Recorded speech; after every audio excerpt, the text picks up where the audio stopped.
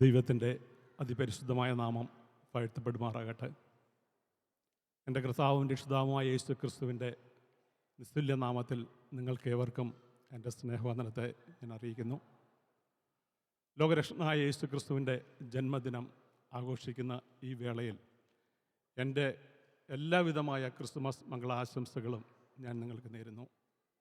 പ്രിയമുള്ളവരെ, ഞാൻ പലപ്പോഴും ചിന്തിക്കാറുണ്ട്, 120 വർഷങ്ങൾക്ക് മുൻപാണ് സ്വാമി വിവേകാനന്ദൻ കേരളത്തെ നോക്കി ഇതൊരു ഭ്രാന്താലയം എന്ന് വിശദീകരിച്ചത്.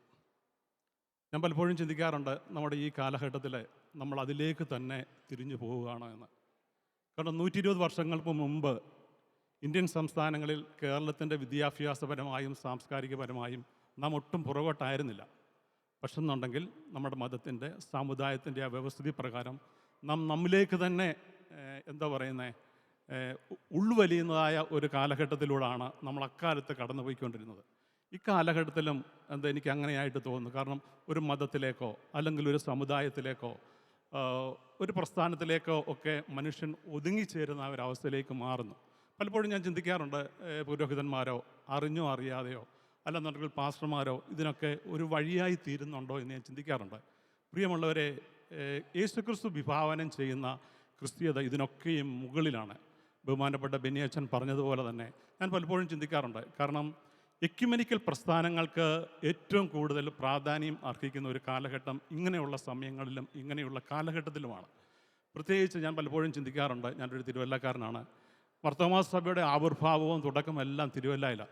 മർത്തോമാ സഭയ്ക്കൊപ്പം വളർന്ന ഒരു സ്ഥലമാണ് തിരുവല്ല.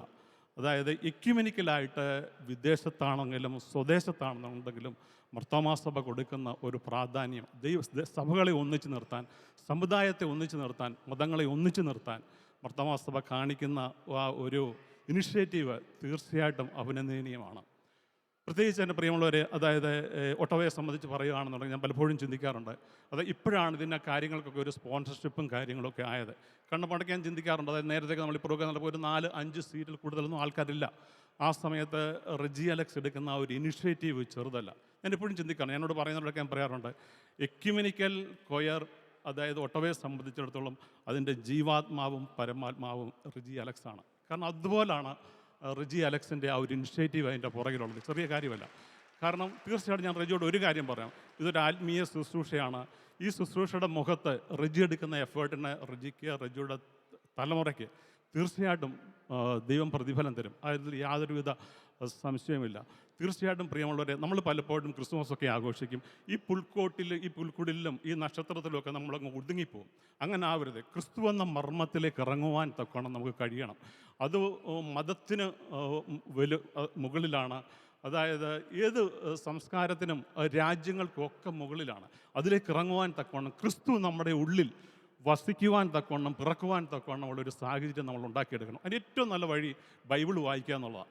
നമ്മൾ തന്നെ ഒരു തീരുമാനം എടുക്കണം. അതായത് നമ്മളോട് ഞാൻ ഒരു കാര്യം പറയാം, അതായത് ഒരു ദിവസം നമ്മൾ 4 അധ്യായം വെച്ച് ബൈബിൾ വായിക്കുകയാണെന്നുണ്ടെങ്കിൽ 1 വർഷം കൊണ്ട് നമുക്ക് ബൈബിൾ കംപ്ലീറ്റ് വായിച്ചു തീർക്കാനായിട്ട് സാധിക്കും. തീർച്ചയായിട്ടും അതിലൂടെ മാത്രമേ ക്രിസ്തു നമ്മളിൽ നമ്മളിൽ ജനിക്കത്തുള്ളൂ. തീർച്ചയായിട്ടും പ്രിയമുള്ളവരെ, നമ്മളങ്ങനെ ആയിരിക്കും. ഞാൻ എപ്പോഴും എൻ്റെ എൻ്റെ ഫ്രണ്ട്സിനോട് ഞാൻ പറയാറുണ്ട്, നിങ്ങളുടെ ജീവിതത്തിൽ നിങ്ങൾ ഏത് സാഹചര്യത്തിലായിരുന്നാലും ഒരു വിഷയത്തോട് നിങ്ങളുടെ ഇടപെടുമ്പോൾ നിങ്ങൾ ഒരു കാര്യം ചിന്തിക്കണം, യേശു ക്രിസ്തു ആയിരുന്നു എൻ്റെ സ്ഥാനത്തെങ്കിൽ ഈ വിഷയത്തെ എങ്ങനെ അഭിമുഖീകരിക്കണം. തീർച്ചയായിട്ടും പ്രിയമുള്ളവരെ, നമ്മൾ ഓരോരുത്തരും നമ്മൾ അങ്ങനെ ആയിരിക്കണം. തീർച്ചയായിട്ടും ബൈബിൾ പറയുന്നതുപോലെ മറ്റൊരുത്തനിലും രക്ഷയില്ല.